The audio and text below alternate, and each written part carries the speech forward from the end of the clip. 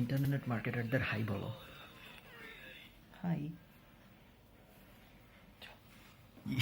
ইউরোপে থাকার ব্যাপারে আমার সবচেয়ে পছন্দের জিনিসগুলোর একটা হইল ইউরোপ অনেক ঠান্ডা, অ্যান্ড এই কারণে দেখা যায় যে আমি একটা জামা পরে 7 দিন 8 দিন কাটায় দিই, উইচ ইজ ব্যাড, বাট কী করার আছে।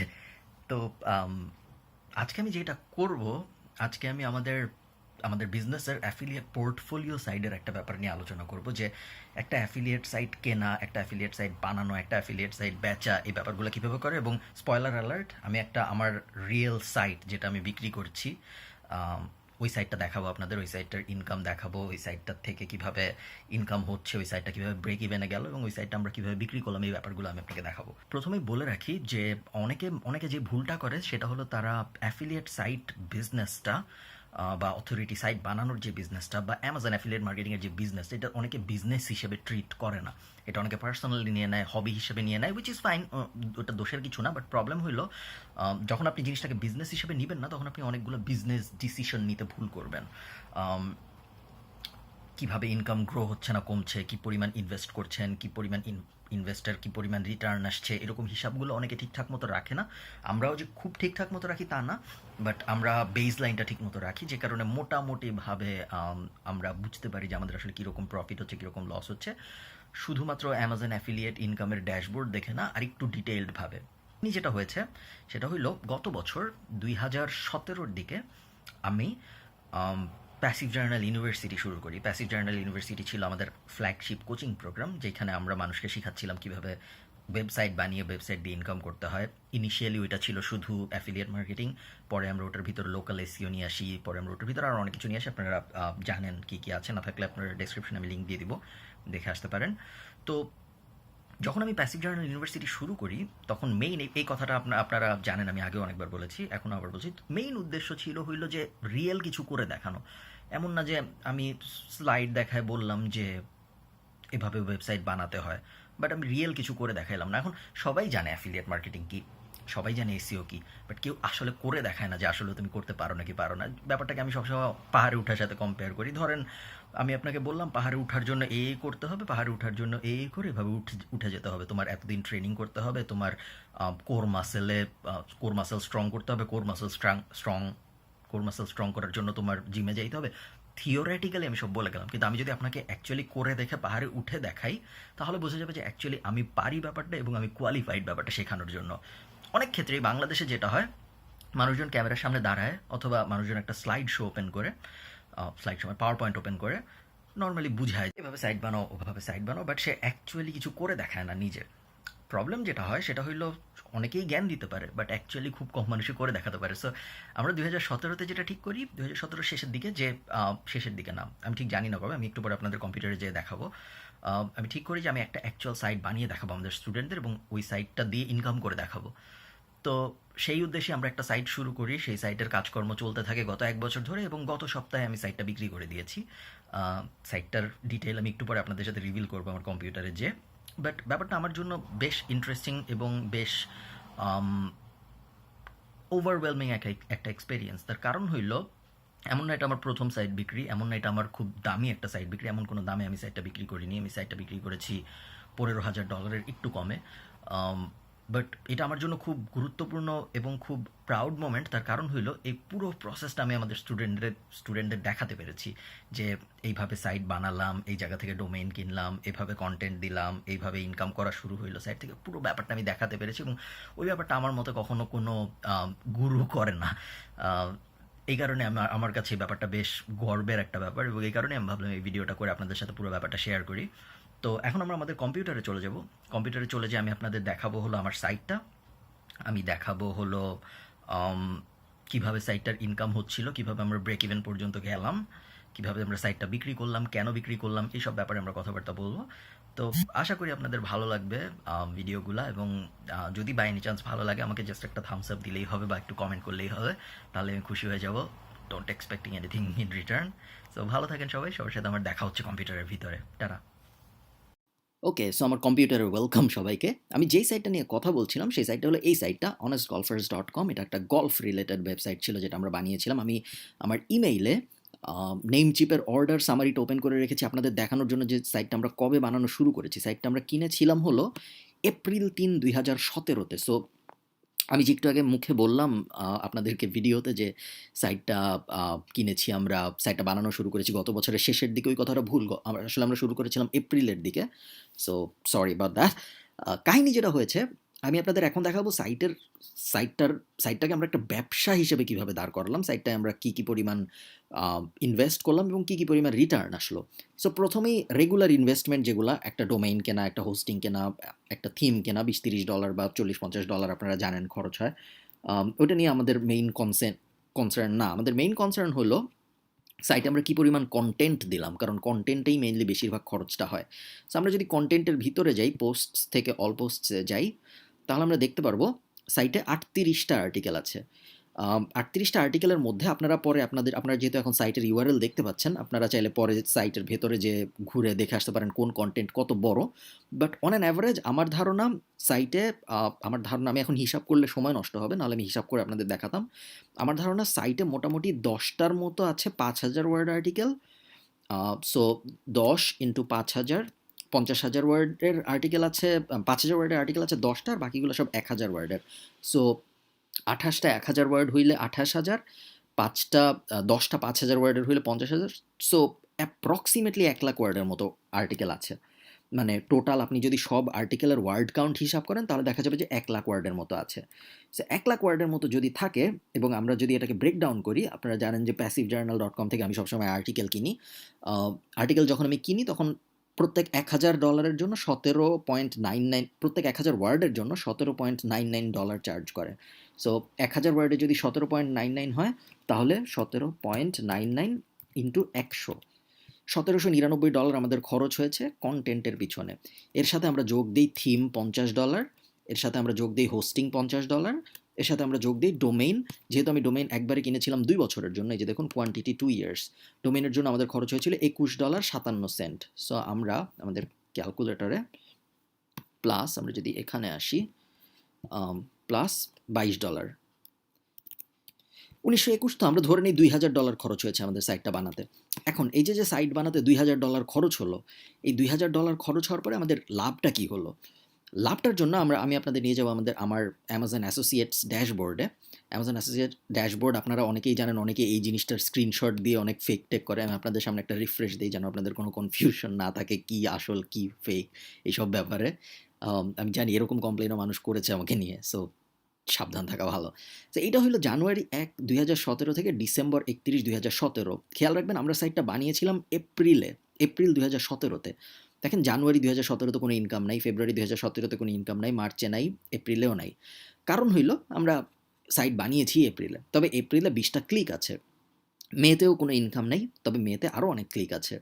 জুনে যে প্রথম ইনকাম হলো $3, জুলাইতে যে ইনকাম হইল 90 সেন্ট, অগাস্টে যে ইনকাম হইল $7.46, সেপ্টেম্বরে যে $15.62, অক্টোবরে $22.92, নভেম্বরে $40.20, ডিসেম্বরে যে $33.69। সো আমরা যদি টোটাল দেখি পুরো বছরে কত ইনকাম হয়েছে, $123। আমরা খরচ করেছিলাম কত, 2,044। তাহলে 2,044 মাইনাস 123, 1921, তাই না? 1921 এখনও আমরা লসে আছি যদি আপনি এই পুরো ব্যাপারটাকে একটা ব্যবসা হিসেবে চিন্তা করেন। তো আমরা পরের বছরে যাই, লাস্ট ইয়ার না হয়ে দিস ইয়ার, জানুয়ারি 2018 থেকে অগাস্ট 2018। আমি আজকে ভিডিওটা রেকর্ড করছি, আজকে হলো অগাস্টের 11 তারিখ। সো আমরা যদি জানুয়ারি 2018 থেকে অগাস্ট 2018 হিসাব করি, তাহলে আমরা দেখতে পারবো এবছর সাইটটা মোটামুটি ভালো ইনকাম করেছে। জানুয়ারিতে ইনকাম করেছে $77, ফেব্রুয়ারিতে তেমন কোনো ইনকামই করেনি, উল্টা ফেব্রুয়ারিতে লস করেছে $7, মার্চে ইনকাম করেছে $211, এপ্রিলে $470, মেতে $619, জুনে $1162, জুলাইয়ে $815, অগাস্টে মাত্র 7 দিন হয়েছে বা 8 দিন হয়েছে, অগাস্টে $135। So total $3,485। সো আমরা যদি 1921 থেকে 3,485 বাদ দিই, $1,564 আমাদের অলরেডি লাভ হয়ে গিয়েছে সাইট থেকে, তাই না? সো আমরা সাইটের পুরো খরচ উঠিয়ে ফেলে 1.5 বছরের মাথায় $1,564 যেটাকে আমরা যদি টাকা দিয়ে গুণ দিই, $1 দিয়ে যদি আমি গুণ দিই, তাহলে আমাদের সাইট থেকে মোটামুটি 1,26,000 টাকা ইনকাম হয়ে গিয়েছে। আমি আপনাদের ব্যাখ্যা করি কেন সাইটের ইনকাম ছিল না জানুয়ারি, ফেব্রুয়ারি, মার্চে। সাইটটা গল্ফ নিয়ে। গল্ফ হলো একটা সামার স্পোর্ট। গল্ফ মানুষ খেলে সামারে। এটা অনেকটাই সিজনাল একটা নিশ। সামারে অনেক হাইপ বেড়ে যায়। সামারে সবাই গল্ফ খেলতে যায়, আবার আস্তে আস্তে যখন উইন্টার আসা শুরু হয় বা এই যে জানুয়ারি, ফেব্রুয়ারি, উইন্টার টাইমটায় তেমন মানুষজন গল্ফ প্রোডাক্ট কেনে না। তো এই সব কিছু যদি আমরা মাথায় রাখি, তাহলে দেখতে পারবেন যে এই কারণে এই যে এপ্রিল, মে, জুন, জুলাই, এই যে সামার টাইমটা জুন, জুলাই, অগাস্ট, সেপ্টেম্বরেও হয়তো থাকবে। এই টাইমটায় বেশ হাইপড থাকে গল্ফ প্রোডাক্ট, এবং তারপরে আবার কমে আসে, তারপর আবার পরের বছরের এপ্রিল থেকে হাইপ শুরু হবে। এখন কাহিনী হলো, আমি ডিসাইড করলাম যে আমি আসলেও ডিসাইড করেছি, আমি ডিসাইড করেছি যে সাইট বিক্রি করে দিব। আহ, এছাড়া আমার আসলে আপনাদের স্ক্রিনে তেমন কিছু দেখানোর ছিল না, সো আমি আবার ক্যামেরায় যাই আমি আপনাদের সাথে কথা বলি বাকি ব্যাপারটা নিয়ে। আরেকটা রিফ্রেশ দিয়েছি আমি আপনাদের কনফার্ম করার জন্য। সো ল্যাপটপে এখন পর্যন্ত এইটুকুই। আবার আমি আপনাদের ক্যামেরায় যেয়ে কথা বলছি আপনাদের সাথে। তারা সাইট বিক্রি নিয়ে আমরা অলরেডি প্যাসিভ জার্নাল ইউনিভার্সিটি.com-এ একটা আর্টিকেল পাবলিশ করেছি, যেখানে খুব ডিটেইল বলা আছে যে কীভাবে সাইট বিক্রি করতে হয়, কোন জায়গায় বিক্রি করলে লাভ বেশি, কোন জায়গায় বিক্রি করলে দাম বেশি পাওয়া যায়, কোন জায়গায় বিক্রি করলে দাম একটু কম পাওয়া যায়, কোন জায়গায় তাড়াতাড়ি বিক্রি হয়। আমি একই ইনফরমেশনের উপর দিয়ে আবার যাবো না, আমি ডেসক্রিপশন, ইউটিউবের যে ডেসক্রিপশনটা, ওখানে লিঙ্ক দিয়ে দিব আর্টিকেলটা আপনারা পড়ে ফেললে একটু ভালো মতো আইডিয়া পাবেন যে সাইট কোথায় বিক্রি করা উচিত, কোথায় বিক্রি করা উচিত না। আর্টিকেলটা একটা ব্যাপার নাই বলা, ওই ব্যাপারটা আমরা হয়তো অন্যান্য সময় আমাদের গ্রুপে বলেছি, বাট ওই আর্টিকেলটা স্পেসিফিক্যালি বলা নাই। সেটা হলো গিয়ে ওই 3টা অপশন ছাড়া ওই আর্টিকেলে 3টা অপশনের কথা বলা আছে: এম্পায়ার ফ্লিপার্স, এফি ইন্টারন্যাশনাল এবং flippa.com। এই 3টা অপশনের কথা বলা আছে ওই আর্টিকেলটা, যে এই 3টা জায়গায় আপনার সাইট বিক্রি করতে পারেন। ওই 3টা জায়গায় কিছু সুবিধা আছে, কিছু ক্ষতিও আছে, যে ব্যাপারগুলো আর্টিকেলটা মেনশন করা আছে। আমি হাইলি রেকমেন্ড করি আপনার আর্টিকেলটা পড়ে নেন। বাট ওই 3টা ওয়েবসাইট ছাড়া বা 3টা মার্কেট প্লেস ছাড়াও আপনি চাইলে আপনার ওয়েবসাইট বিক্রি করতে পারেন, যদি আপনি অলরেডি মানুষজনকে চেনেন, যারা ওয়েবসাইট কেনে তাদের চেনেন, বা আপনি যদি বিভিন্ন ফেসবুক গ্রুপে সক্রিয় থাকেন, বা আপনার যদি পরিচিত মানুষজন থাকে যারা ওয়েবসাইট কেনা বেচার সাথে জড়িত, যেটা আমার আছে, যেহেতু আমি অলরেডি বেশ অনেক দিন ধরে এই ইন্ডাস্ট্রির মধ্যে আছি। সো আমাকে বেশ অনেকেই চেনেন ইন্টারন্যাশনালি। সো এই কারণে আমরা অন্য যেই প্ল্যাটফর্মটা ইউজ করি বেশিরভাগ সময় আমাদের সাইট বিক্রির জন্য, সেটা হলো escrow.com।